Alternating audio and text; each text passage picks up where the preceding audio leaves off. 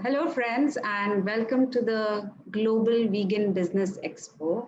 I am Ruchika Chitrabhanu, and today I take great pride in introducing some interesting personalities because they are young, enterprising, ambitious, passionate, but what sets them apart is that they are on a mission. Each one has a startup of their own which started from home. So let's hear it from them. We have Pardita from Break of Dawn, Anushri from Soft Spot Foods, Abhay from the founder of Good Milk, and Dilip, founder of Oneness. A very warm welcome to all of you, and thank you so much for being here. Thank you. Thanks for having us. Good to be here. Yes. Yeah, it's so good to see you all, yeah, and to be talking to you all. So each one of you is a passionate vegan, and you saw this gap in the market, which inspired you to start your venture from home. Could you share some of the challenges you faced in product development and then bringing it to the market? Anushri, we can go with you. Yeah, so I think, just before we started recording, Dilip was talking about it, and I really do agree with him. Sorry, Dilip, if I'm repeating your answer, but It's okay. You just helped me shorten my. Yeah, I think, it's two main things. It's finding the right ingredient suppliers and finding the knowledge for developing a product like this. There's not too many food technologists that might have knowledge on dairy-free cheese, not in India at least. So it's a little tough, and you do have to do a lot of that legwork on your own. I think that was one of the main challenges, and being able to taste your competitors and have some benchmark brands because they're available all over the world, but not so much here. True, absolutely. Abhay? Sure. I think for us, what we realized fairly early on was that the FMCG business is three components, right? It's what products you have, what brand you've built, and what distribution you have. And naturally, as someone without coming from a not business background, I didn't know all this. And we had to realize fairly early on that manufacturing a product at home just isn't enough if you're not going to get a distribution right. And later on, I understood that brand was important. So I think that journey in sort of learning how to integrate these three elements and figuring out at what stage what is the most important was a bit of a challenge. I think definitely distribution was the biggest challenge we had at the time. There was no Dunzo, Swiggy wasn't doing deliveries from door to door, and as such there were no hyperlocal on-demand delivery services that were available to small companies. So we had to do it by ourselves, and even the manufacturing side. And I think that journey of moving from doing the distribution on my bike to doing it through other people, doing the manufacturing from my mom's kitchen to a factory. I think those were some of the larger challenges that we dealt with. Of course, today we're dealing with the idea of how do we build a brand that is global and lasting. But I'm sure there are other challenges will come up in the same three domains moving forward as well. Yeah, and what is very interesting about your story is that you started as an activist. That's right. And, I've sold out to capitalism since. Exactly, and it was just one question that made you like start this, right? When someone came and told you that, how do you expect people to be vegan when vegan food is expensive? Right, that is absolutely right. And yeah, there was no I like winning arguments, and that wasn't an argument I could win. So Absolutely. I got back home and then spoke to my parents about this. They're also vegan. I mean, they turned vegan before I did, and they inspired my sister and I to be vegan. And that journey helped us realize that this is what we wanted to do and go in this direction. Right. Very interesting. I was so inspired reading that. Very kind of you. I'm sure, that's so much hope for so many youngsters, right? Because it gives you that hope that you don't really have to go study business to start or something that you're passionate about. You'll find your way. Absolutely. It's just about solving the problem that you find most compelling. The answers will be. Yeah. Dilip, what about you? Well, for us, the most challenging thing was like we were discussing, the challenge for me was to find to make a very clean product. Okay. And the other thing was that, this whole thought actually, it's a small story. If everybody has time, I'll just express it. It just started 2.5 years back that I was given an opportunity to start venture into dairy business. Mm-hmm. Yeah. So actually, we do everything in the northeastern states. We do our cultivation and all for other businesses. So that's where they asked us to start dairy business, and that's when I got close to dairy business and realized, how cruel and how not healthy and unfit it is. But we did a lot of legwork for 6 months to how to implement, how to go about, and everything. And then one fine day we abandoned it after just realizing that this is not the right ethical business we must get into. But that was the expensive learning. People go Wow. on people go But on it to. was first-hand learning. It was not just watching a video and not just Yes, reading. You yes, actually yes, witnessed it. true, true, true. So, I mean, your So conviction is like really yeah. strong on that. So because the whole idea started as a commercial idea. I mean, it kept on being a commercial idea along with the ethical thoughts that were getting entrenched. So then we started. First thought was that we must turn vegan uh, from dairy point of view. It was mostly a dairy perspective for us. So when we started to turn vegan, we realized that we have to go through a lot of compromises, Mm-hmm. sacrifices. Okay, because you have to start accepting the changes, accepting the low quality products, not tasting the right way, not behaving the right way to become a part of your life. See, in the West, milk has been used as a beverage. They Yeah. don't mind you put anything in the milk and start selling as long as it tastes good. But in India, milk is milk. Milk is a substitute which is used in the families from heritages Right. to make certain things. And if that milk is not right, or if those dairy products are not right, the substitutes, they will reject it. They will Right. reject it. However, they are ethical, however, they are, non-cruel, they will have empathy, but they will not change it. Okay. Absolutely. So we tried these almond milks, we tried everything, and then we said that no, I cannot turn vegan or I cannot change dairy with just seeing the cows being suffering. Okay, I might need something which is an easy transition because I'll be very sad if I have to every day sacrifice my tea or my paneer or my anything. And that's a reality, right? A That's lot a of people reality. just That's cannot do absolutely it. in So we have India. to face that. In India, it is a reality. In Yeah. India, it is very difficult because Indian dairy is driven by taste profile. It's driven by not similarity, but not an alternative, but a similar product, same product. Okay, so that's the challenge that we took as at home. I told my wife Kajal, she is very actively involved in this whole thing. I said, Yes. make me a milk which I probably will not figure out. Don't put essences, don't put chocolate, just try and make me. And then suddenly one day after a few, weeks rather, she gave me something and I had, and I said, yes, this is very close. This is very close. And then I realized that, this can change so many people's lives who are every day anticipating to be vegan, but they're not being vegan because they are so attached to their tastes. Like my parents. Absolutely. My parents, they every day would hear stories. My father knew all these things. And I would tell him that you knew you're still having. They said, what to do, beta? This is how everything works. This is how the world Yeah. moves. And there's also So, tradition. yes, yes. So we got into a small commercial idea.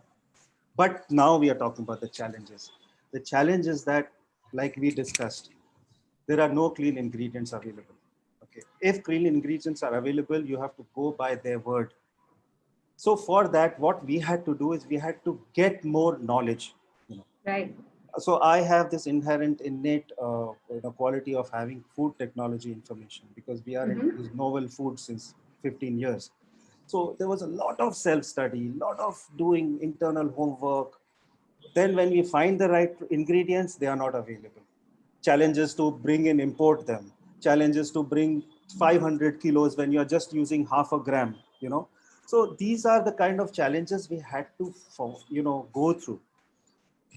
If only we know, probably this Right. fraternity know that Yes.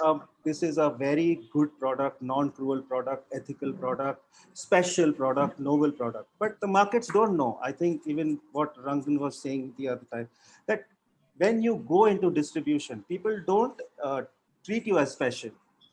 They want their Yeah. margins, they want their shelf life, they want their everything to be intact, just like a other commercial product, you know. Right. So that you don't get any special treatment.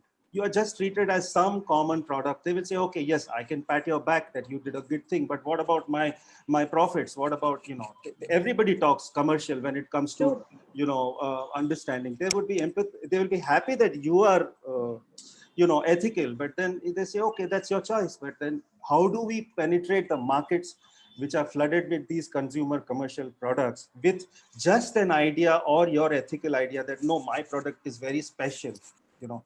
Yes. So there is no infrastructure to put in these kind of special products. Then it somewhere forces you to go back to commercializing it, because a lot of people say it's very expensive, you know, they find my products expensive. But then I say that, you know, they're expensive for a reason. I'm shedding out so much of profitability or margins to my commercial partners, my packaging, my keeping things very standardized, special products, everything. But then now people are very happy spending the money because they know they're getting the worth of it, you know? Yes. So that's my small story. Yeah. No, that's inspiring. Paridita, you take out almond milk that's fresh. What are the challenges you face? The biggest challenge obviously was that the idea of the idea didn't begin just to make almond milk. The idea was that the almond milk needs to be at somebody's doorstep at Right. breakfast.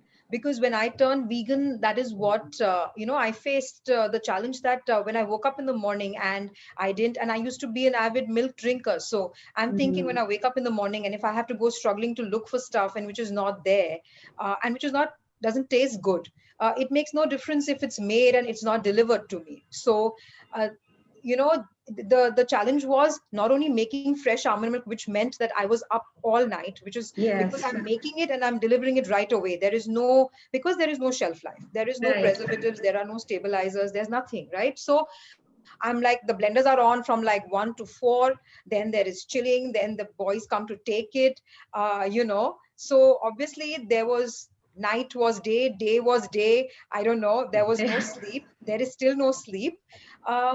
So that was one, the timing of it, and of course the distribution is not easy when you begin, right? When you start, when I started out, it was more like I wanted to do it for myself. There was no thought.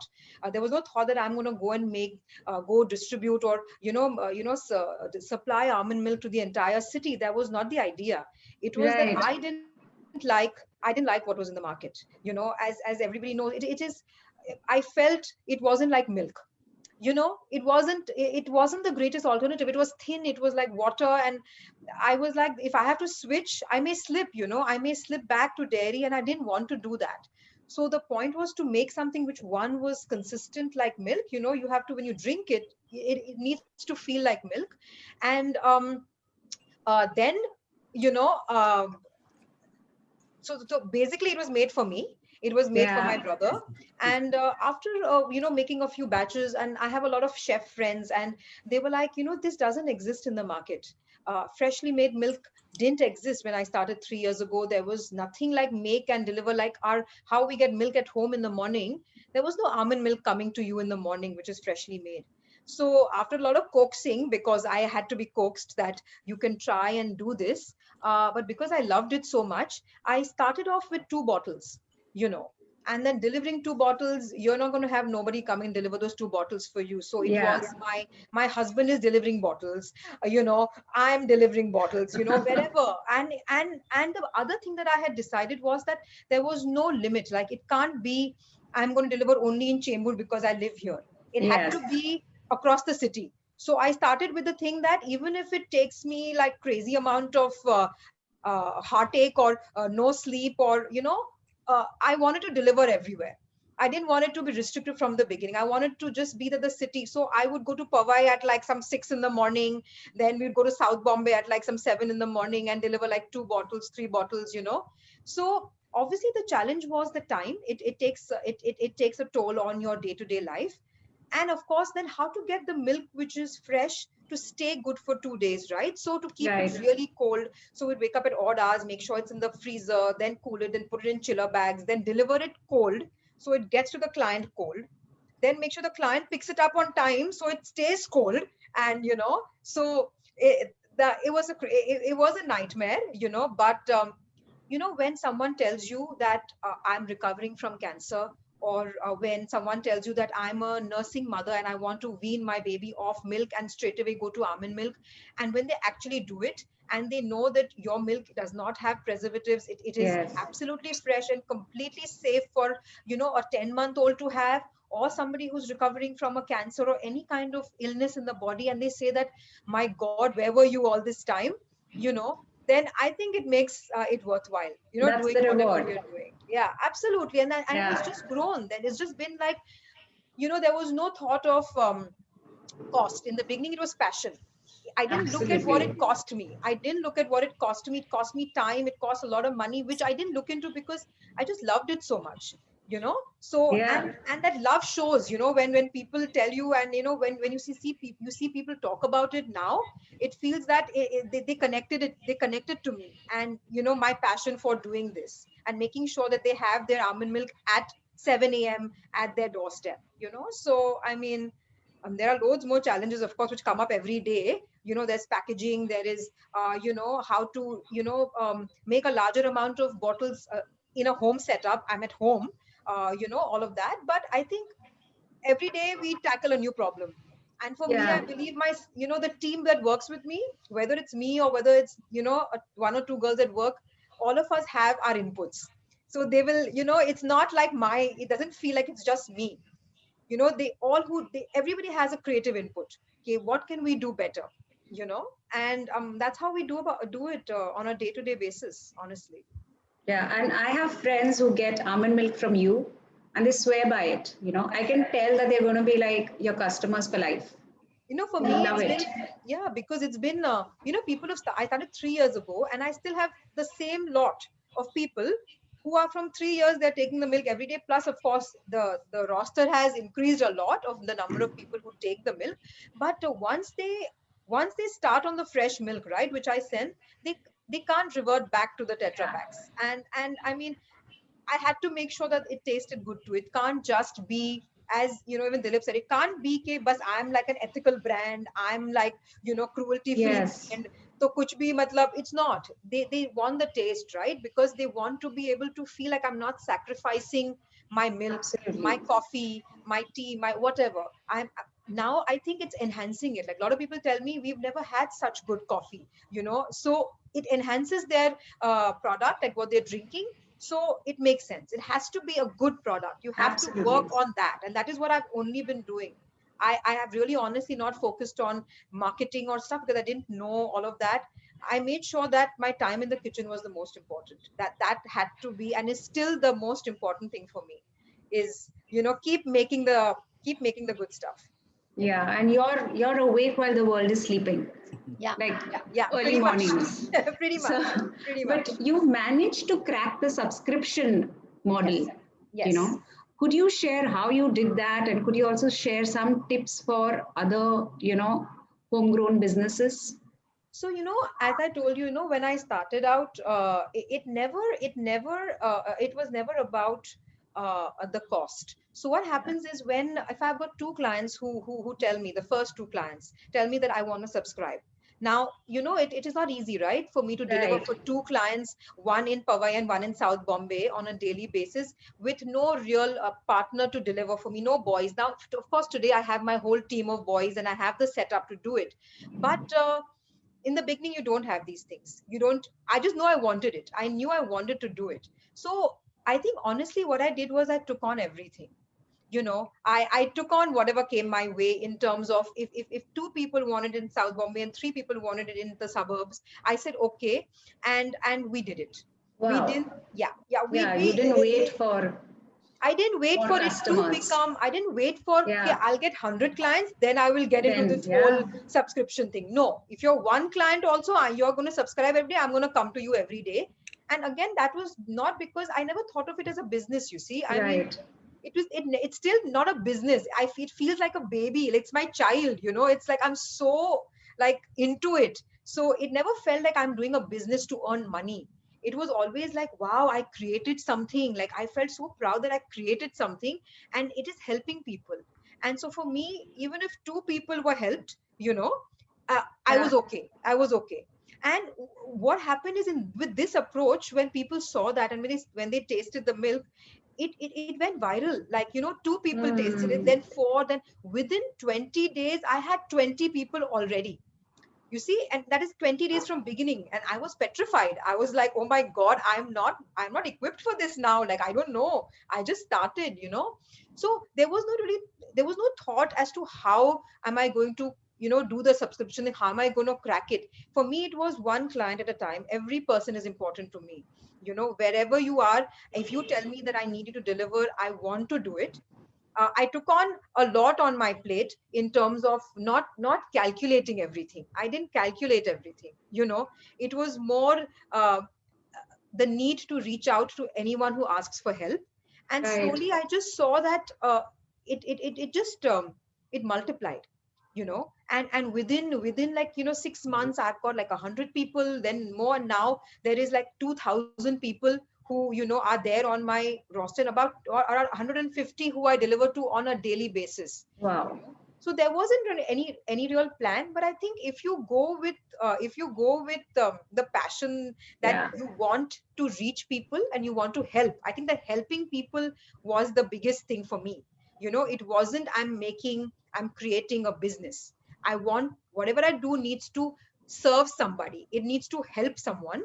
And I think with that in mind, I went ahead and did it. And today, I mean, as you're telling me I'm successful in creating this. I really didn't know that.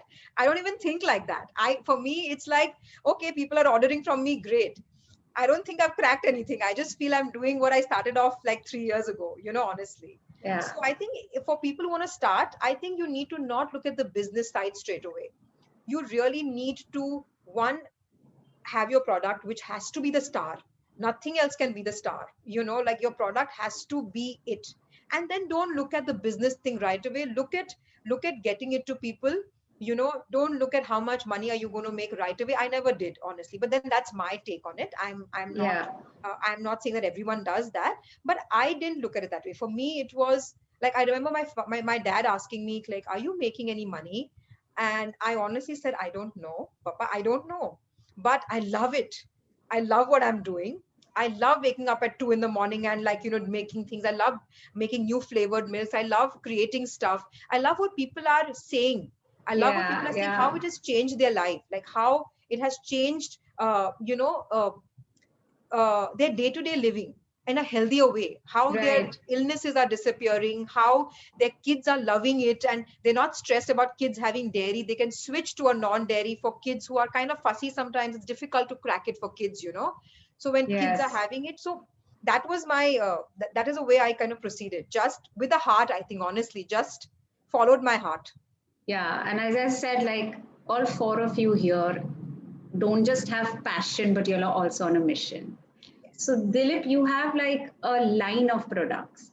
You have milk, you have paneer, butter, yogurt, and Nutella. And one more thing, I think I'm missing out. Ricotta. Yeah. Everything that's vegan. Yeah. How did you develop so many products and how are you managing so many SKUs? See, to most of the people, our model of multiple products is not a sensible way of doing business. People from the commercial fraternity, people from the investment fraternity, they all tell me, they caution me, listen, you can't say that you're doing 10 products or 8 products and then, you're going to become an empire. Right. But, I am a little divergent in these thoughts, a little different from, I feel that if, like, I'm very much with Pardita, what she said, that your product has to be a star. If your product is a star, you can have 10 babies who are doing well in 10 different Yes. fields. Mm, The only hitch people have is that when you are focusing on a brand, when you are focusing on valuating a brand or creating a valuation of an industry, that's when you got to focus. You got to focus maybe on one product or two product, because that's where you have to put all the energies. For us, it was like, of course, the quality also comes with that we have an innate knowledge of food technology. Mm-hmm. And it's inherent, it's innate, it's not studied, because I have this experience of 15 years in food tech, creating novel products. Okay. So that helped us a lot. A. B is that we have to be yourself the creator of the product. Like there is a question that, are food technologies, essential at this point? I say that beginning, no, it is you who have to create the product. And Right. like even she said that the product is for the consumer. It is not for making money. Firstly, it is not to make brand. Secondly, all that will happen automatically Yes. if the product is accepted. Yeah. Ruchika, we launched in February. Hmm. Okay. And I in met you in March Delhi, was, I think. yes, that was something which was just an overnight thought, that when Yeah. we abandoned dairy, okay, and we thought that we want to get into this business, when my wife just made me taste something good, okay, I said, let's go for this. Let's Yeah. just go and meet people. We had nothing on the shelves to show. I remember that. Yeah, I we remember just had clearly. we just had little lassi bottles which Yeah. we were telling people. We didn't have boards, we didn't have signboards, nothing, and we were talking to people and said that we Yeah. are trying to venture into this. Yes. Then we came back, and 1 year we did a lot of R&D. We mastered the product. We launched in February. March was lockdown. Okay, Ah, the entire factory shut down. We are sitting at home, holding on to our lives. What to my do? God. Sitting ideally at home, I said, no, this cannot happen. This cannot happen, because world is moving on. You cannot just abandon everything and sit holed up in your house. We created systems, we created Hmm. protocols, we created kind of attires for our workers. We coaxed these workers to come back, taking all responsibility of their lives. And we made them stay in our small factory, made them sterilize everything, and we said that we will start. Yeah. Okay. Then came the challenge, how do we deliver? That's again, I'm coming to the point that we did it first on our own, sitting in our own car, having a small police permission that, we are allowed to move around in the city, and we used to go and deliver. Then, fortunately, things start falling in place, that we got some workers who had bikes. So we got permission for them, ID cards for them. They started. So our business actually started, flourished, and became viral during the pandemic. Okay, from March. Okay, Wow. and in those limitations of everything, we were working, and we told everyone, please do not expect a good quality packaging. You Yeah. also know we used to pack anyhow and send. Yeah. Anyhow, like one day curd comes in a black box, second day transparent box, third day it's written, it's freshly made but no batch number, no MRP. Anyhow, we Well, used it never happened with me. Yeah. I always got, I thought your packaging was to, still perfect. Never happened. maybe I wanted to impress you all the time. But otherwise, my products have gone anyhow to everybody. Yeah. And the acceptance, talking to them every day over WhatsApp, taking their cues. You have been so importantly participating in fine-tuning my products, Ruchika. I must give her the credit also. Thank you. So listening to them, making the product for them, firstly, it's Yes. very important. Yes. And that's what we worked on. And we Yeah. foodie, we have, I'm not just trying to express this, but just because it's a way of saying, we must have wasted probably 500 to 1,000 kilos of dry fruits dumped in the drainage, because My eventually God. the batch would not taste the same, or Mhm. the fight was to be Yeah. similar. We got a similar tasting milk, but then when we boil, it is separating. I said, Right. no, I don't even want to write that shake the bottle, or it should be milk. It should be milk. The bottle is just moved, and this bottle comes in, and it should do everything what milk does. Like the same way was paneer. But then, we never thought at that time that will this help us to have so many products. We were passionately making. At Yeah. the same time, that thought was getting a whole commercial brain to work, that how this is. And I feel that this is a very small domain of business. Okay, I understand everybody is very passionate who are over here, but for me, what I thought, it is my own thought, I said that to sustain with very limited resources, very limited awareness, very limited. Yeah. You know, it is, I must have more things to offer. Mm-hmm. Because if I just have, say, yogurt was the first thought. We were just going for yogurt, and then we named Vegurt and whatever. Milk was also not in the, milk was just to consume commercially, because I knew that there are many milks available. Okay. Right. So yogurt was something which we wanted to crack and get into. But then I thought that, okay, somebody will buy a yogurt today. Okay. Then I have to wait. Because then probably, you know, after 3 days, after 4 days, a bigger pack, 2 packs. I said, I don't have that much time.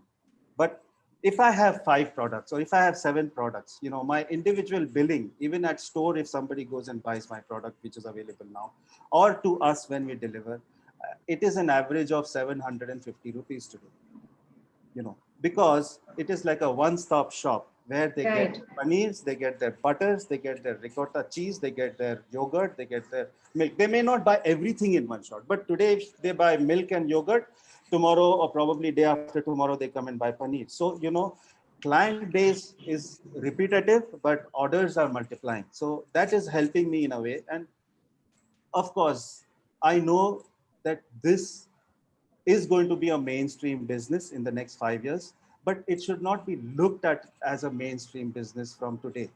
You know, it has to be looked at as an incubating business, infant business, wherein you must have many things. I feel I'm not even educating people or startups to do what I'm doing. I'm telling you my journey.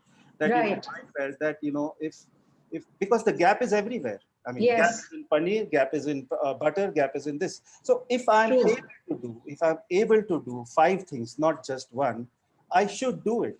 You know. So now when I'm sitting with 5 successful products, I have the time to analyze which is doing more, why, which is less, why, because some people will say that paneer is not doing good, but then why? Because people don't eat paneer every day. Okay. Yes. Butter is not doing good because butter comes only once in 15 days in the house. Okay. But milk is doing very good. Yeah. So but then I have time and space to analyze all these aspects and then know who's my hero, who's my superhero, who's my sidekick, who has to come later. And probably when I go on a larger platform, like today, we have realized certain things that, you know, low shelf life products, we must not push, however good they are, we must not push commercially into stores. So we have not withdrawn, but we have slowed down on milk and our cheese to mass distribute in stores. Right. So these will be available only in special stores like Nature's Basket and with us, because other places people are not pushing it. They are not aware that they are available. We don't have high, you know, fund budgets of it, advertising and things like that. So my way of thinking is very different. That if I'm able to pull off with 5 products and maybe there are 3 or 4 more in the pipeline which have been formulated, and if I can do it, I should do it because the market has the void. You know, each one is not going to fight for its space. If I milk somewhere, you know, yogurt can just be next to it saying plant-based. Okay, they have an array of products which is catering to the entire need of a family. You know? Yes. That's my thought. And there is still, you know, there's so much gap, even though there is so many brands doing it, there's still gap, right? Because our country is so large. Very. So, and I guess that model has worked for you. It has. I am proud of it. And I am proud that people could not change my mind. And I'm not trying to demean them. And I'm saying that they are on a different plane of thoughts. I'm from a different plane of thoughts. Maybe I think differently, but it has worked for me. It is working well for me. Yes, absolutely. So Abhay, you started with the mission that you want to make plant-based milk affordable. And you absolutely cracked that. Like, you know, I checked your price is 120 rupees a liter. Abhay, are you there? I'm here. I'm listening. Because I can't see you on the screen. So I was wondering if, so yeah. And then I went and checked, you know, the Soyfit that I have at home, that's like 130 bucks a liter. So you've actually cracked that and made it the most affordable plant-based milk. And it's available pan-India. But you started off with one product at a time. What was the pros and cons for you starting with just one product at a time? And then later you started with yogurt and mayo. Have Did you also start chocolate lately? Chocolate milk. So we don't do chocolates as Okay, a chocolate milk. Okay. Yeah. Great question, Ruchika. Thank you. We also actually started with a bunch of products, right? So at one point, I think before we launched commercially, that was, working with a facility, we had ice creams, we had, I think 2 or 3 types of plant-based milk. We had 2 or 3 types of plant-based yogurts and things like that. The idea was to, I think, figure out which ones were closest to where we wanted to get to. Of course, a lot of our thesis also changed, right? I mean, today, yes, our plant-based milk maybe at $120, but we're not trying to be the cheapest product on the market. It so happens that we have the economies of scale that that our suppliers are able to supply to us at a price because we order in, say, tens of tons from them at this point, right? So, and even moving forward, I think what I'm not personally happy about our pricing is that it's not yet at the price of 80 or 90. And I think ultimately the goal is to not create a cheap plant-based milk, but the goal is to create a profitable product that that removes the friction for people to transition from dairy to plant-based dairy. But to that end, our thesis has changed from just wanting to be affordable to also being very functional. Right. Having products that that behave like dairy in a bunch of applications and so on. And there's not just domestically but also commercially, where we have a few baristas that work with us and use our products in maybe 100 kitchens around the country to create plant-based milk. So that was our thesis has become very functional and focus more on creating products that in every setting behave like dairy. But the affordability side is more of a let's figure the product out first and then figure out how to make it as affordable as possible. I think our decision to go one product at a time was very commercial in the sense that if you want to launch 10 products in a big way in all your retail stores, it's 40-50 lakhs of an expense to be able to launch all of them at once. The idea is to figure out when we were doing many products, we figured out which ones were doing better and then just invest a little more in the R&D side, invest more on the manufacturing side, got them to the market, and through the strength of that distribution, we were able to launch other products in the same channels and platforms. So I think today for us, the answer is a very revenue-driven combination of, have we achieved these revenue numbers that can support the launch of another product in another channel? Is our R&D be able to support that? I think today, one challenge we're facing is that we are unable to support smaller quantities of products, right? Like if we make 500 kgs of mayo, it doesn't make sense because the sales cycle is very short. So we want to be able to service these products at a large enough supply where we don't run out of stock all the time. And this is a challenge we still deal with quite often, is that some of the batch sizes aren't big enough to be able to service demand, and being out of stock is a very bad experience, right? You come to the website, you want to order things, and if you see your favorite thing is not available, you will churn. So today it's about getting that supply chain right, and therefore it becomes more important to be deliberate about what products we're launching. But yeah, I mean, when we started out, we were we were very, very experimental. We tried everything, and we got a lot of feedback. So that's sort of that journey at this time. Yeah, and that supply chain that you mentioned is so important, because I know of brands which started off really well, but suffered because of the supply chain. And that's right. And we were the same way, right? We were very young, very hungry, very ambitious. We were like, I would call us the king of small numbers back then, right? If we sold 100 rupees of some product, I'd be like, damn, we did it. But today, I think there's this maturity that we understand that our product has strengths and weaknesses, like every other product has. No product on the planet is perfect. And it takes a lot of brutal honesty to be honest to yourself on where you stand when you really compare against dairy. I think when we started, we were like, damn, our product is exactly like milk. It's 10 on 10. And to be honest, it's not. And there are probably no other plant-based milk in the planet that comes 10. If milk was the benchmark, I don't think any plant-based milk is there if you're using the same parameters, right? So, it has taken a bit of honesty to be honest with ourselves and say, here maybe your product is a 6 or a 7. How can you? The 3 is a big gap too, right? I mean, there's a world of difference between a 9 and a 10 in terms of sensory. So that sort of is the awareness and awareness we operate with today.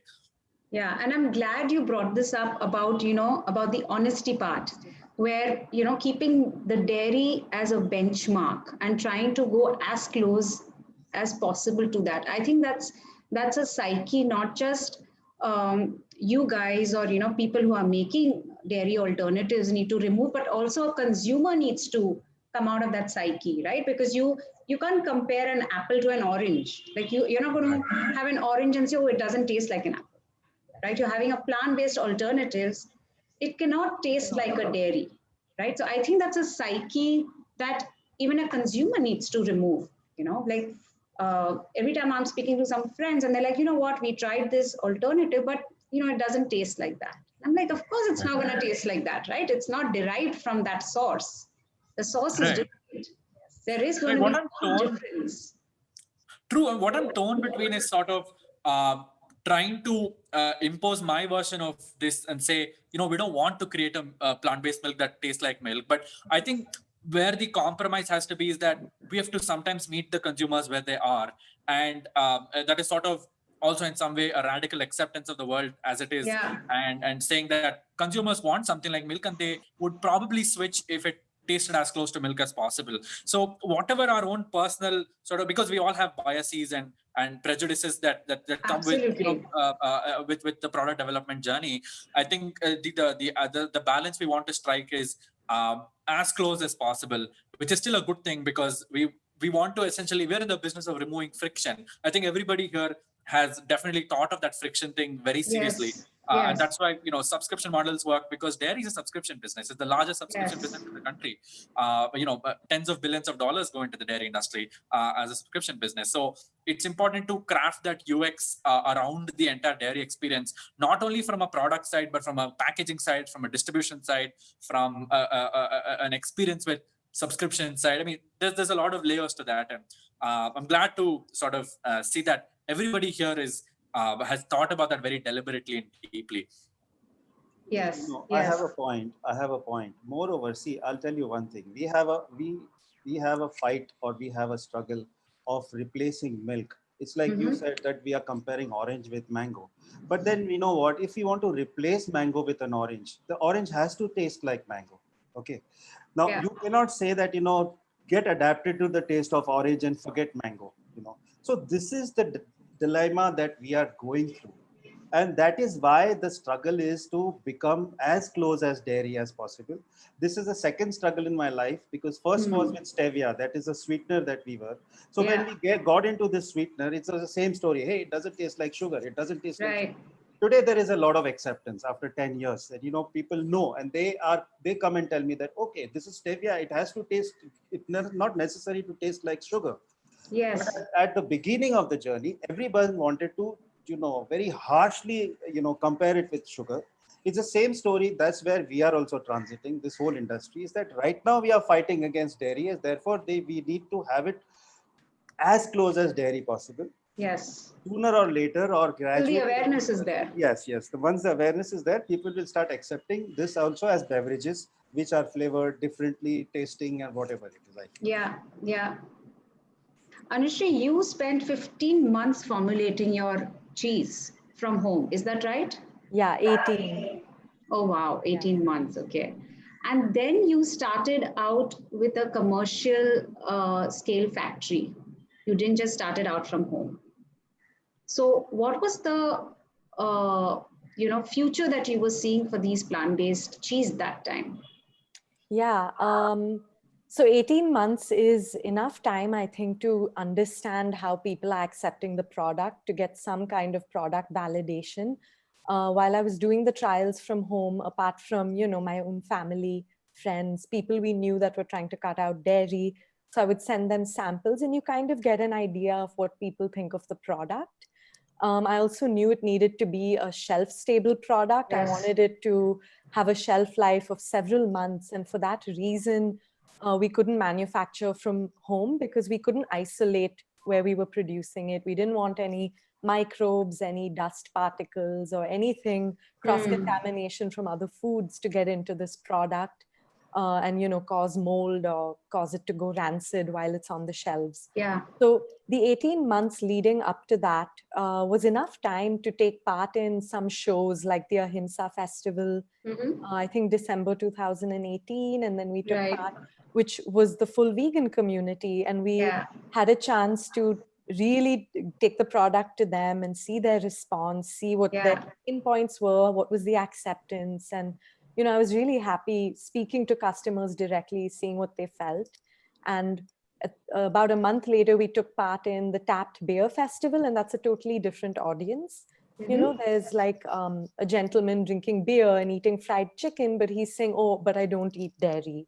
So people, it also made me realize it's not just vegans. There are so many people who are cutting out dairy, even though they might eat meat. You know, food is a personal thing. So we don't know what people, how they'll decide to make that shift. And it was enough validation to say, okay, we need to invest in a unit to manufacture this product. And we also wanted our customers to know how serious we are about making it available even further away from Bombay to people in other places, in other cities. And for that reason, we needed the shelf life as well. Yeah, but it's a very, very tricky product. Like cheese is something that's so tricky to get the consistency right. Yeah. How did you crack that, you know, to be able to grate? And your cheese grates so well, just like a normal cheese cube. Yeah. And it melts beautifully. Like, you know, when I make pizzas with soft spot cheese and I serve it to somebody, they cannot tell whether it's, you know, a normal cheese or vegan cheese. And it tastes also fabulous. So how did you get that, consistency right? Yeah, I think that's why it took 18 months. To start off, I did taste products from every continent, you know, from America, Australia, the UK, see what cheeses they have, tasted some of the Indian cheese products as well, and then started to understand why some of them work, why some of them don't. Yeah. And I think I come from a background of food. I worked as a chef for a while in the fine dining space, and before that product as a product designer.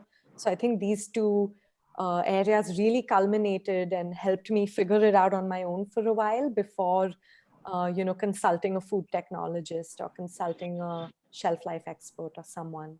So I think it was just, I was fortunate enough to have the time to do it, and of course the dedication to the vegan way of life, you know, to stick to it and say, no, I think I'd really like to have this cheese alternative for people in India, because it's such a tough thing to give up, as I'm sure the other panelists do with their products. And I think, yeah, time was really what helped. Yeah, yeah. So in fact, my next question is regarding the, you know, the food technologist. At what stage would all of you recommend that small businesses involve food technologists? So Abhay, you can start. Sure. I think our food technology sort of foray and, you know, getting Spurti on board has been a fantastic way to convert our products into reality, right? I think we did make at home and sell it, but there were very real logistical challenges. You know, even from a food safety side, I don't have a food background either. So it's all naive people doing it. And at some level, you realize that there is a plateau to your intuition and wisdom there, and that you need an expert. And to that end, you know, our food technologist, head of R&D, Spurti Ravi, she's been a fantastic resource for us. So she joined us at the time we were commercializing our products to the factory level. So I mean, her input, her experience, her wisdom was you know, we couldn't have had a product without her. So I would say that, and of course she's a hardcore vegan, so it really helps that she has her own vision for what the product should be. I think at some level, what the product I wanted was probably not the product that would have worked. And so you need experts to come in and tell and really tell you what the science says, what the and use their experience and wisdom to guide you through that journey. So we've been fairly lucky with that. I think around the time of commercialization, and when I say commercialization, I don't mean selling, I mean sort of moving to a factory where you're going to deal with scale? To some level scale, because I think there's a limit after which you can't manufacture at home. You'd have to be doing it 24/7. I mean, there's also regulatory stuff, right? Like you need an FSSA certified facility, Right. and you can get a registration, but if you're doing about 12 lakhs per annum, you definitely need a factory to work with, or you need a state license and so on. So the one way is to build out that facility deliberately, and at which point you still need expertise. But I think you're very right in that a certain number of scale sort of dictates when you move from your home to a factory. But when you go into that factory, everything changes. The second you move to a factory, the taste of your product, the texture of your product, the shelf life, the mouth feel, everything changes. And you need someone who has dealt with this in a very systemic way to sort of help you navigate these challenges. And for sure, I mean, right now, Good Milk isn't me, right? It's the management team that has really brought in their expertise. I often say that I am the least smart person in the room, and I just stay out of the way of our experts. And so, yes, very, very important. I think at the right stage, they will make a world of difference. Yes, absolutely. So Dilip, you said you did not get a food technologist because you yourself have an experience in that. So are you on mute? I can't hear you. No. Okay. So, yeah, now I can hear you. Yeah. So do you think you would maybe in the near future introduce a food technologist, or you wouldn't have the need? See, I am now consulting with 2 food technologists for fine-tuning where we are falling back in the product. But any individual who would answer this question would do it from their own personal experiences or personal thoughts. So to me, my prime focus firstly was the taste. I said that if I want to change, I need to change the product, not the taste. So that is how, and then expressing that to a technologist at that point and making a third person make it for you to your palate. It was a very difficult kind of a communication that I was facing. I did try to use a few friendly food technologists whom I know, but everybody has to be on the same plane, and we were not. Some people would talk about more technicalities, some people would talk about. So I said that this time is now. I must invest all my knowledge or gain more knowledge along. Right. It's easier for you to, if you have a little bit of knowledge, then to add on more knowledge is a little more easier. So that way it helped me focus on what my core focus was for the product. I never wanted to create a brand. I never wanted to go commercial first. I wanted to first go try, make a milk or paneer that anybody will not feel the difference. Yes. So once I had made that, and then I knew that now I have made it, now I need to fine tune it. Right. Now what is the packaging needed? What kind of, vacuum packaging I need? What kind of sterilization I need? My milk is still not stable, I must say, in front of everybody. It is still, sometimes it behaves wonky in 30 days, sometimes it withstands 45 days, which we claim 45 days. But these are the small things for which I need, I have started consulting technologists. So it's a very open-ended question in the sense that when do you need a technologist? Yes. If you have an idea, if you just have an idea that you want to crack it, then you need technologists from day one. But if you want that you have expertise to create a product till one level, right, wherein people's thoughts will confuse you, rather, will not align with you, then you must go ahead and make it to that level. Not necessarily a commercial product, but a product which has the profiles that you want it to have. And then over that you can take whatever extra expertise that you need for commercializing it or for whatever else that you require. Yeah. You need and all, like Rangan said, that there are a lot of parameters when you go for commercial, because when you scale from a home grinder to a 100-liter batch, the entire specifics change.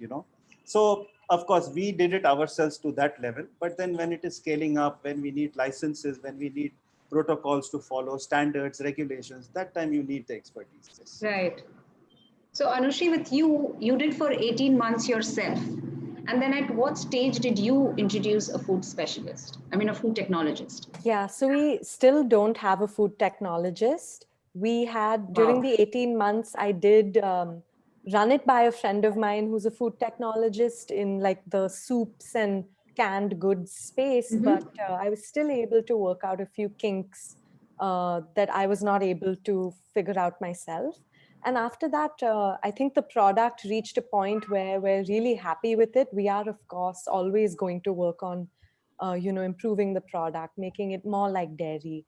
But we are very happy with it. And the focus right now is on just scaling up and making the product to more people. And after that, I think we will get a food technologist to start doing, quick prototypes of new products we want to launch. And that's all because I may not have the time to do it myself. And I don't want to slow down that process just because I'm busy with other tasks in the business. Right, right. I think we would eventually get one. So your product is even ready to go pan-India without involving a food technologist? Yeah. Because I think we've had a lot of time to speak to people, speak to ingredient suppliers, to read, different rheological studies myself and kind of understand the product. So many people over here have mentioned it's really personal, and it's, I want to know every single thing that's going on with it. I want to know why each ingredient behaves a certain way on a molecular level. And then from there, if I have that knowledge, I'd be comfortable giving the reins to someone else. Right.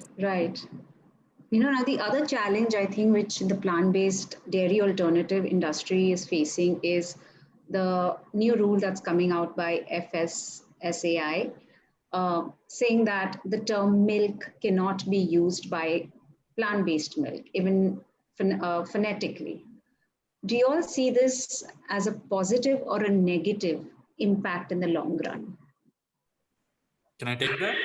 Yes. Absolute negative. I mean, the precedent is that if they make this happen, then what's to prevent them from asking plant-based meat companies to stop calling it meat, right? Yes. In fact, there's a pertinent question in the light of what the EU did just yesterday.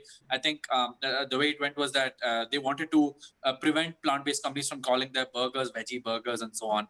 And I think as it stood, most of the people voted against that, but there was a little bit more of a backlash against plant-based dairy. So the world at large is grappling with this issue. I think India is particularly interesting because we've had a history with plant-based milk. Coconut milk has been there for generations. I think in Kannada they say gasa gase halu, which is poppy seed milk. I mean, and I'm sure there's local language versions of. I think Tengai Pal is coconut milk in Tamil. And I don't know as many languages. So I'm sure in every corner of India there has been some experience and centuries of experience with plant-based milk. And nobody at any point got confused with coconut milk, saying, "Oh, they must have added desiccated coconut powder to cow's milk," right? And while I think the regulator has the job of of protecting consumers from being misled, I think calling plant-based milks as something else other than milks would only serve to mislead consumers, and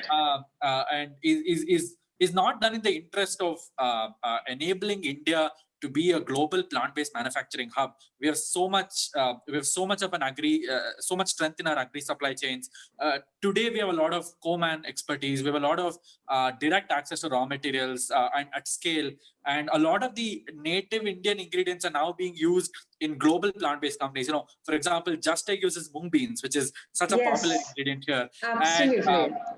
And India's position, India's strength is that we can be the global manufacturing hub of plant-based dairy. And I think the regulator needs to understand that this is a direction in which the world is headed, and they must encourage it in the interest of making India more self-reliant. Today, as we are talking about manufacturing locally, backing India-based products and companies, I think this idea is not necessarily new to the country, nor is it something that puts our country at a disadvantage, and we must encourage it on all fronts. So absolutely opposed to what, thankfully it's not the law yet, so hopefully they'll see sense. The dairy industry is trying hard. And interestingly, even the definition includes coconut milk. So it just doesn't say, of course it says milk from cows, but it also does say milk from coconuts. So it does include coconut milk. So from definition point of view, that was the first thing I checked, when I heard about this. So yeah, you're right. And as you said, in many cultures, these have already been there.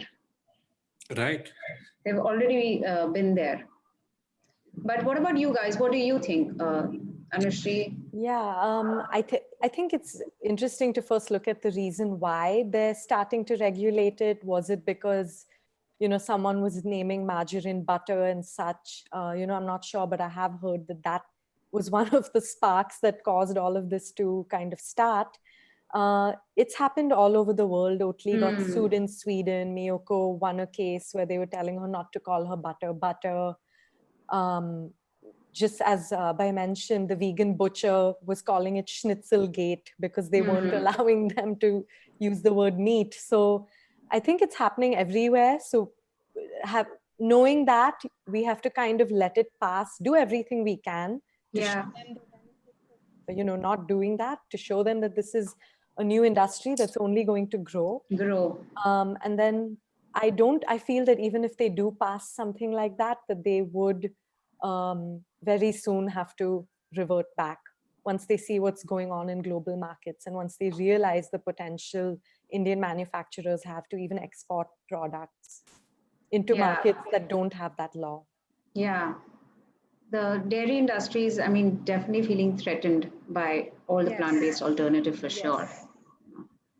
And so, and there's the whole dairy alternative industry is growing at a very, very fast pace. Like if you have to look at the numbers and all, it's growing so fast. So many dairies have closed down in the US. They're switching to plant-based milk. Even dairies themselves have started making some plant-based milk. What is the growth you're seeing in the next 5 years? And what is the key reason for this disruption in the dairy industry? Dilip, would you want to go for that?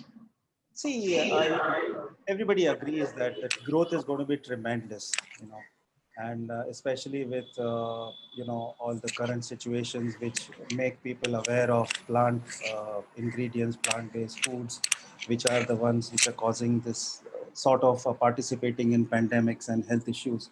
Growth is going to be tremendous, but at the same time, it is not something where you can sit back and be happy about, because there are going to be exact n number of people or companies or corporates coming into it, because in this situation for the next 5 or 10 years, I feel this is the industry which is going to show growth to everybody, even on papers or even physically. So there are going to be huge number of participants coming in, into the foray, and that is going to be a challenge for, say small players, or is going to be a challenge for, people who are, not very, very up to the mark, or not keeping quality standards, taste profiles, things, as their benchmark or whatever. But in India, I feel that this non-dairy industry or plant-based industry is going to drive around the center point of taste profile. We will still not have people having vanilla milk as much as vanilla flavored milk which people have in the West, despite we being hundreds of times more populated or things like that. We will still not have the channels, the businesses of flavored milks or things to be as much as the mainstream, just similar dairy products.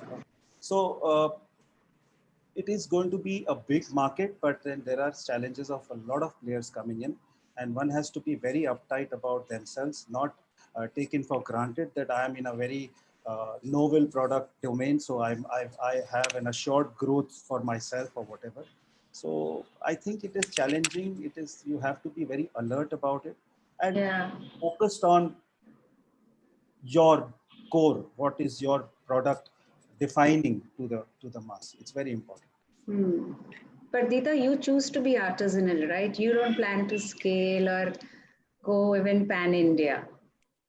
I don't think I mean, everybody would love to go pan India. Everyone wants to be everywhere. I didn't start out like that. And obviously, my product is such that it doesn't allow me to do that. The milk is definitely not shelf stable. And I am okay with it. I have been told, because of the way the milk tastes and everything, I have been approached by a lot of people saying, why don't you change this and change that? And, you can be everywhere. And I I was like, I don't want to be everywhere just yet. I mean, it is my personal journey. Yeah. I'm not saying that, because see, that the need of the hour is this. As see, the explosion of the plant-based alternatives, the explosion of people being aware. See, it's mindful eating. Okay, it's not only about. Yeah. It's trying to reverse your diseases. It's trying to stay healthy by what you put into your body. It is not just about taste all the time, it's also what you put in. So of course the growth is going to be great, because there is compassion for animals, there's compassion for the world. Our planet may just become extinct because of what we're doing to it. So there's so many factors why this industry is moving the way it is. But for me, I think I have found something, and I'm taking small steps. Obviously, there are certain things that I may kind of expand because they can stay on a shelf, but certain things just don't. And I really love the product too much for me to tamper with it just because I it has to go from a Bombay to Bangalore. Maybe I won't do that. Maybe I'll just open another kitchen somewhere. I don't know. I haven't really thought so much about that. I'm so busy trying to just do the everyday work. Okay, every day be in the kitchen and make that milk, and it gets out there every day. Because for me, again, it's not like dessert. It's not like something that is occasional. It's an everyday thing. Yeah. The milk goes every single day. There is no break at all. Yeah. So that also takes away my time from sitting sometimes and taking a step back and saying, what should I do next? Because I'm like so busy in the kitchen. And I have been a kind of a one-man army, if you go to see, from the making to the packing to the talking to the face of the brand to the, I mean, everything is me, with a little help. So it gets tough. Yeah. So I like the space that I occupy right now. I'm not, and I'm not looking at competing. I'm not looking at what people are doing. I really love what I'm doing. And I think everybody has that personal journey. Like some Yes, people know absolutely. from the beginning that I want to be on the shelf, and it's great because it's their vision. And when you feel passionate about something, you will make it happen, But my thing is, like, I would love to be maybe in cafes around the city. I would love to be used, like, because apart from milk, I also make feta cheese, which is extremely popular now. And, I've heard about it. Yes. So, and I'm so proud of that because I mean, it just came out of nowhere. It came out of the need for me to have salad, honestly, and with feta cheese on it.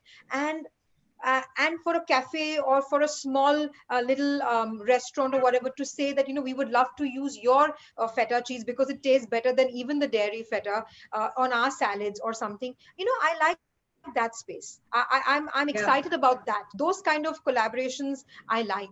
It has to gel with me and what I feel for my product. It can't be, my journey can't be what the world wants. Sometimes it has to be very personal too. Yes. And I think Yes. if you go that way, I think you will find your space wherever it is. It doesn't have to be a very large space. I mean, I never thought about it that I have to occupy this space in the market because there are so many beautiful, amazing people doing so many things. So I think everybody has their corner. Everybody has their space. And I think all of us are complementing each other, egging each other on that, continue doing the work that you're doing to make, make our country or make people aware that they can stop dairy, that they can take care of their health without, by stopping this dairy and trying to focus on what they put into their body. Yeah. So being artisanal is something I love right now, and I'm kind of enjoying that little thing. Yeah. Let's see how that goes. Wonderful. That's wonderful. So Anushri and Abhay, in another 5 years, can I see your product like in Europe or in US? Do you all have international plans, or you guys you all have just started? Abhay, in fact, was the first Indian to be featured in Forbes 30 under 30. I mean, I remember that was such a, all vegans felt so proud about that. But yeah, you guys have just started out, right? I mean, there's like the whole life ahead. So do you all plan international markets in the future? Want to go first, Anushri? Yeah, sure. I don't have a very long answer, but that I think I would like to be a little flexible over the next few years and see what the market tells me. But definitely, I think, as Abhay mentioned, in the Middle East and certain Asian countries, there's a lot of potential to make people's lives easier.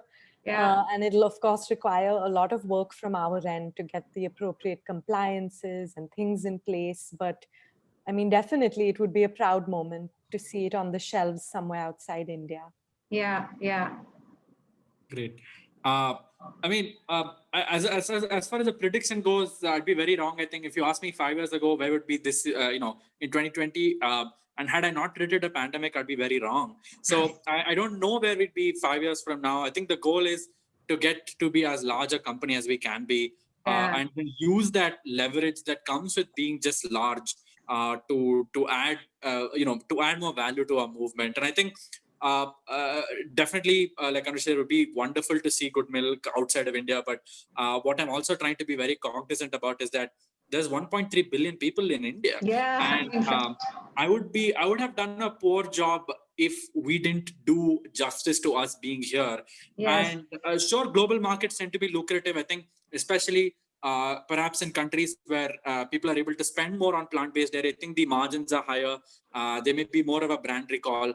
But there's something about the hard challenge of building a business in India that is and a plant-based dairy one that does the dirty hard work that is needed to scale to a level where we're recognized amongst one of the big dairy brands here, right? And to me, that story is very compelling. So of course, I'm sure at some point we'll get there. But today I'm fascinated by the India story. What can we do here, and how big can we get here? And Yes. that's what we're focusing on. Actually, I agree. In fact, India itself is such a huge market, right? And I should have rephrased it and asked, in 5 years' time, can I see each of your product in every household? Literally, like if they have dairy at home, they should also be having a non-dairy substitute. Yes. If somebody is having milk at home, they should also be having either almond milk or good milk or milk or that should actually be the target. The next 5 years, that anybody you meet says, oh, you know what, I don't consume milk, I consume the plant-based milk or a plant-based cheese.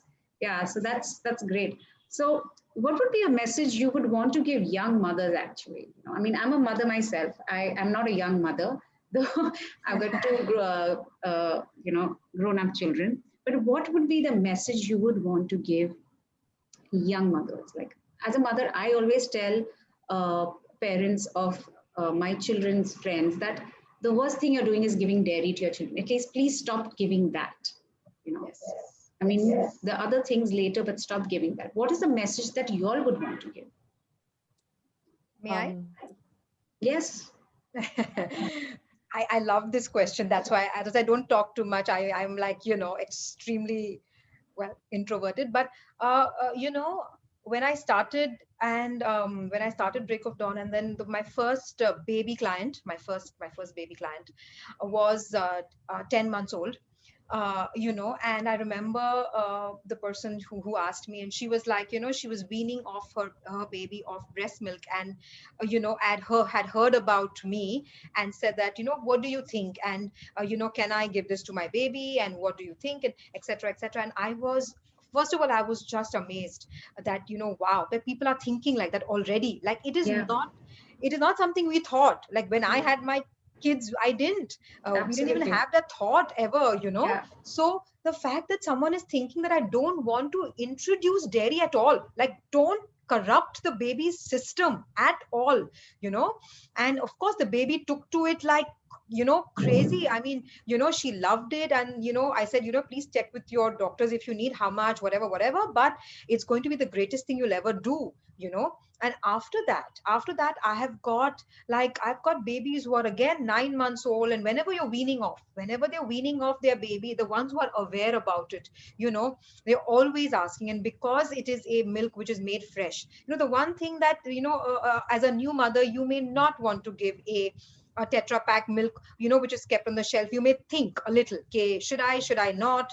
But when you tell them that I'm making it at 3 and you're getting it at 5, in your house, or 6, it's as fresh as it can get. And that is going to be great for your baby, and you can do it. So I have got like a whole range of babies, parents now, not only babies, but even pregnant women, they completely stop dairy. They have been told to go off dairy, and because they don't want to again, uh, they just don't want dairy in their system, and with the kind of allergies and with the kind of issues that milk is giving today, people just don't want that in their body. So it is such an important and such a revelation that people are getting aware, and people are moving their 10-month-olds and 11-month-olds to almond milk, or to any form of plant-based milk, so that they don't have to corrupt their bodies with dairy at all. I mean, Right. so it's and I think everyone should do it, and I think that awareness should come in from when you are even thinking of having a child. How do you want to do? It's not after you give birth. It has to be before. What you eat and what are you going to give your baby, so Right. that awareness, I think, I mean, I talk to everybody about it, anybody and everybody, that that you can do this, and it's going to taste good. Trust me, the thing is that it's going to taste good. The baby is going to take to it. You can try it first, then you give it to your baby in whatever form, but just don't give milk. Yeah, yeah. And So Dilip, it's sorry. Yeah, and Dilip, you actually saw what goes into the dairy industry. So what would your message be? Basically, what happens is that when you harp upon cruelty, giving cruelty message to everybody, uh, Yeah. like I have repeatedly said, that everybody empathizes. They look into my eye and they say, "Oh my God, oh shit, is it? Oh yeah." But even that, which makes you feel that it will make them change when they go change. home. They will do something different. I Hmm. say they don't. Most of them Hmm. don't. True. I have seen this in my own family. I mean, I'm not trying to criminalize Yes. somebody, but Hmm. when I came back and told my parents, my son was very sensitive enough to understand. And when my product wasn't even like dairy, we started consuming it. But if my, old father, aged mother, they want their tea at their time, and they want, kheer to be made Yeah. ceremony. So they would empathize. But then there's nothing more like in action. Okay. So what I feel is that you have to, for me, the health aspect has worked better. When you Yes, tell people that it is not it is. healthy, that Yes. works better than telling them that Absolutely. cows are suffering because of your that Yeah, plastic. yeah, yeah. But Agreed. I would say that okay, you keep that feeling in your mind that if Yeah, someone is changing from dairy milk to almond milk, my cow is getting safe. But don't preach that to people, I because agree. that's Mm, not making people change. That's Especially to a making, mother. yes, they are making people bored. They are making Yeah. people, you sound like a cliched, you know. This is what I'm having experience. But now what is happening with so much of information and good information everywhere, and like in my building, for example, where I stay, I mean, we had thought that, I mean, we have not advertised our products. mm, We have just gone on vegan plant-based WhatsApp groups, and that has multiplied everywhere. So we never thought that there would be somebody in our own building, because we look at everybody's face, and then when you know people, you somehow try to make an impression that, oh no, that person I don't think so, this person I don't think so. And talking to them is like, I don't like to advertise my own product. yeah. So, what happened was, we keep in a neighborhood store. So somebody went and purchased it.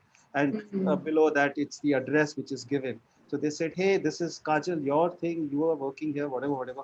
And then we realized that there are at least 17 families who are eating plant-based, drinking plant-based milk and whatever. But when you converse with them, it is not for a cow. Okay. Yeah. Mm, It is for health. I'm still to come across, yes, I meet a lot of activists, okay, who say that I am making a cow not suffer. But I have not met general people who would say Yeah. that I am not drinking because a cow is getting raped over there. Mm. So, Mm. that's how we need to change the scenario, even in propagating this whole idea, yes. or even broadcasting this idea. Health, we are not lying. Okay, we are not lying. So let us Yes. hold on to the health, which is invariably helping the other part of our ethic, that it is going to, at the end of the day, save a cow. But health is a prime focus, where Indian fraternity or Indian population is going to change to another Mm. dairy, Mm. not a cow. Yeah. Right. So Anushri and Abhay, have you all heard positive stories from mothers who have switched to your products? Abhay, do you want to go? Sure. Yeah. I mean, we do hear from our customers that their kids love our curd, etc. I think specifically we're not targeting anybody per se in terms of our marketing. I think in general, we'd love it if entire families are vegan and their kids consume our product as well. I think some of our products are more geared towards kids consuming it, like chocolate milk, etc. But more of that that personal journey that consumers have with us, and they sometimes do share on their social media. But I think I'm personally not as focused on those personal journeys. It's more about, for me, making sure that everything is working, nothing is on fire, etc. Right. In our early days, we got a lot of one-on-one FaceTime with our consumers, and today I think there's a team that does more of that interaction. I'm personally not as involved, so maybe lately I haven't heard as many personal messages coming my way. But yeah, I mean, it's been an interesting part of our journey that it has happened from our earlier days. Okay. Yeah, I think I hear this a lot from, friends of friends who are young mothers and who say the doctor has said that my kid shouldn't have dairy. I hear that a lot. I myself quit dairy for my health. And I hear a lot of other women saying, whether it's PCOD or some health issues, so they've been told to cut out dairy. So I think people are thinking, along those lines. And I guess for young mothers, as long as you educate yourself and your child on where your food is coming from, as long as you know and you're aware, then it's up to you to decide what you want to do, and for your child to eventually decide what they do with that knowledge. Yes, absolutely. Absolutely. I agree. So, yeah, I'd like to end, and I just want to, highlight to the audience again that here we have 4 super successful people who are passionate, but also out on a mission, and who's just getting successful on that. Like none of y'all have got formal training or business training, but still like managing to grow your products. And so I think there's a lot of hope for homegrown businesses. I hope they take inspiration from you guys and continue doing what they're doing. And kudos to what you guys are doing. What a big difference you all are making. Thank you so much for taking your time and being here. Yeah? It was such a pleasure chatting with you all. Thank you, Ruchika. Thank you so much. Thank you, Ruchika. Thanks for having us all. Thank you so Beautiful much. talking to everyone.